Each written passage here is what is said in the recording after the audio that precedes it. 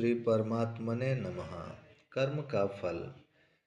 एक राजा ब्राह्मणों को लंगर में महल के आंगन में भोजन करा रहा था। राजा का रसोइया खुले आंगन में भोजन पका रहा था।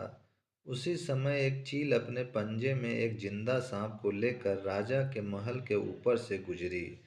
तब पंजों में दबे सांप ने अपनी आत्मरक्षा में चील से बचने के लिए अपने फन से जहर निकाला।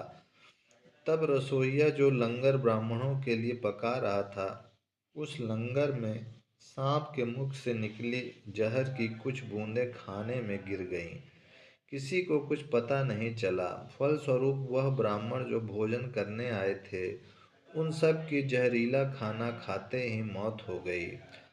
अब जब राजा को सारे ब्राह्मणों की मृत्यु का पता चला, तो ब्रह्म हत्या होने से उसे बहुत दुख हुआ।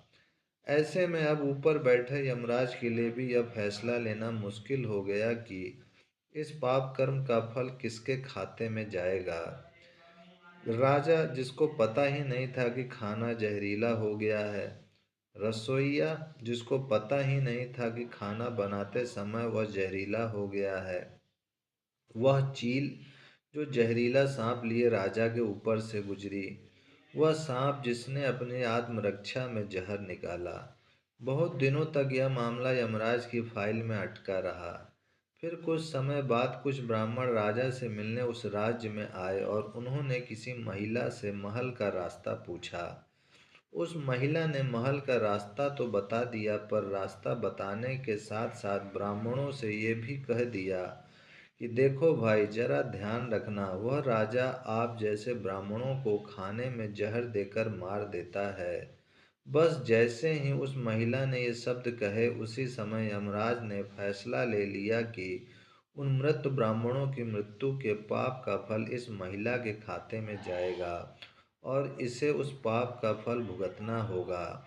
यमराज के दूतों ने पूछा, प्रभु ऐसा क्यों, जबकि उन मृत ब्राह्मणों की हत्या में उस महिला की कोई भूमिका नहीं थी।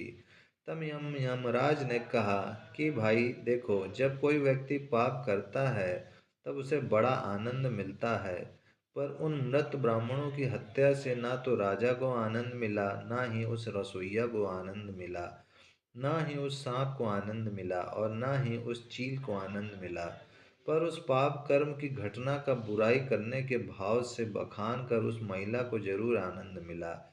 इसीलिए राजा के उस अनजाने पाप कर्म का फल अब इस महिला के खाते में जाएगा। बस इसी घटना के तहत आज तक जब भी कोई व्यक्ति जब किसी दूसरे के पाप कर्म का बखान बुरे भाव से बुराई करता है, तब उस व्यक्ति के पापों का हिस्सा उस बुराई करने वाले के खाते में भी डाल दिया जाता है।